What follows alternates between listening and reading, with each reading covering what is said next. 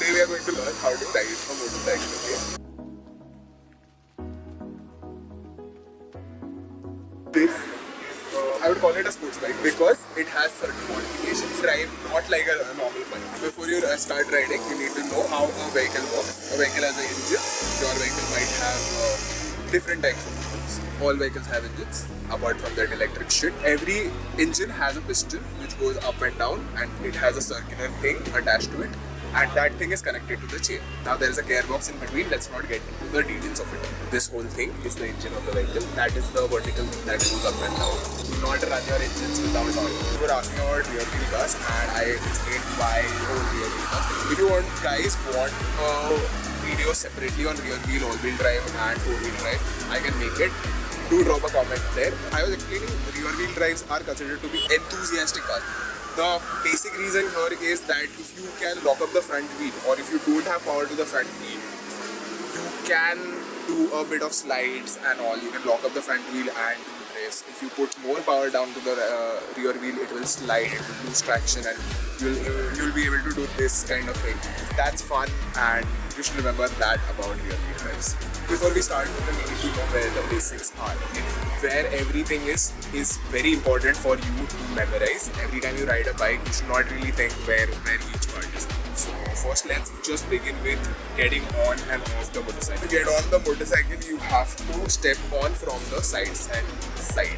Wherever the side stand is, it is preferred that you get on from that side. Definitely do not want to get on from this side unless there is another vehicle parked here. That is because if you lose control of the bike, you have the side stand to support. Brake of the bike is over here. This is the brake. You press this thing stops because of this disc. The disc over here, the bike will stop. So there's one more kind of disc brake here. One is in the front. The lever is over here on this side. You press this lever, there is a fluid inside this. This fluid flows through here. So now with a lot of newer bikes, you get ABS. ABS is basically something that helps you stop even on wet surfaces with full brake pressure.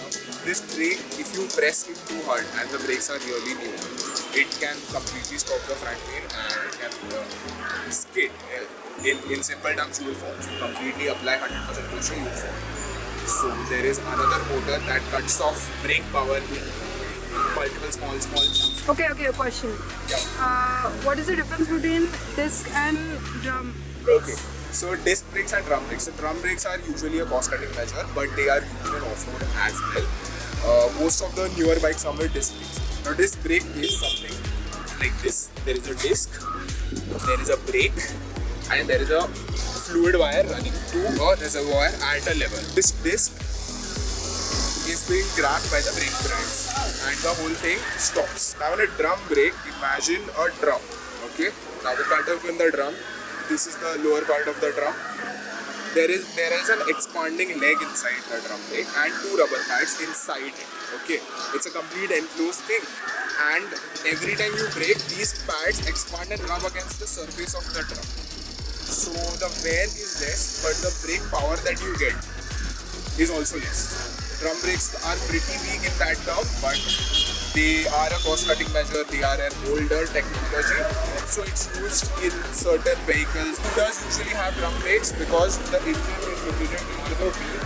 The brake is inside the wheel hub. The brake feel might be very different on a disc brake and a drum brake. A drum brake will usually have a gradual feel, whereas a disc brake will usually feel abrupt if you hit complete 100% pressure.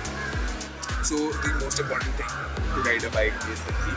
So you put the key over and turn it on. Now this is the dash. Okay.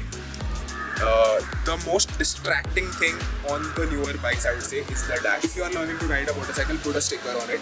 Do not get distracted looking at dash. What speeds are you doing? What RPM is there? I feel if you want to become a very good rider or somewhat better than regular riders on the vehicle, you should always know what gear you are in, RPMs you are doing. Now you might say, how would I know what RPM? Every bike vibrates. Every bike has a certain vibration that you need to feel while you ride. To the sound of the vehicle, that gets you used to what RPMs you are in. Have a track about when you filled the bike. Never keep the bike emptier than half of fuel tank. That way you will make sure that you do not waste fuel and you don't lose out on fuel. basic controls on the vehicle. Here is the starter kit. This is the kill switch. If this is off, the bike won't start no matter what you do. This is the throttle arm.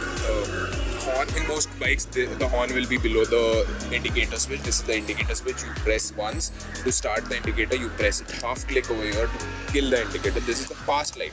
Pass light is basically high beam and low beam. This is the clutch, basically getting on and off on a motorcycle, on and off the first gear on the motorcycle.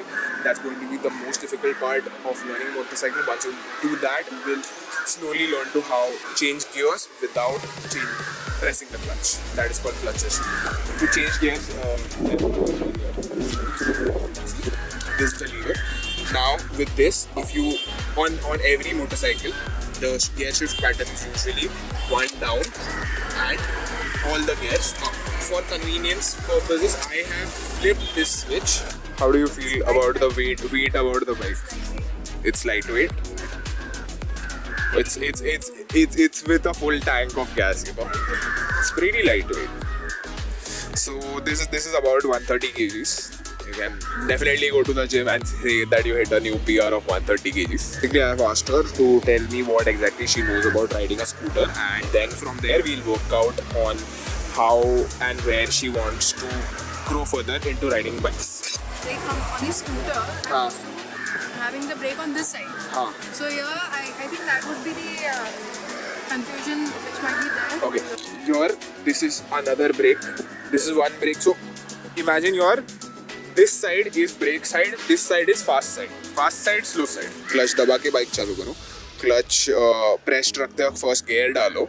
And first gear के बाद धीरे धीरे clutch छोड़ो. तो पूरा first time अगर एक आधे घंटे के लिए you will have to do this only. कि clutch दबाओ, first gear डालो, clutch छोड़ो, feel करो कहाँ bike move हो रही है. वो ऐसा धीरे धीरे clutch छोड़ोगे ना, तो feel होगा कि कहाँ पे bike move हो रही है. तो धीरे धीरे आगे आ जाओगे और वहाँ पे होल्ड करके रखना है. तो जहाँ पे फील हो रही है गाड़ी मूव हो रही है, वहाँ पे वो क्लच होल्ड करके रखना है और फिर स्लोली छोड़ना है. तो थोड़ी और फास्ट मूव होगी. You do not have to put accelerator anywhere in the first half an hour. This is how you ride a motorcycle.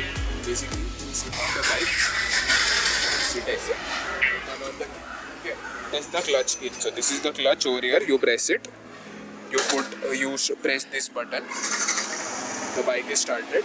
Now this is my foot, above it is the gear lever, you go one up. Okay, once you go up, you are in first gear, where all you have to do is leave this slowly. Once you start leaving it halfway, the bike will start moving. Every time you feel this point and do this in like 15-20 minutes. Once you are done with this, hold it and try to feel the clutch every time. Just try to go in a straight line for half an hour.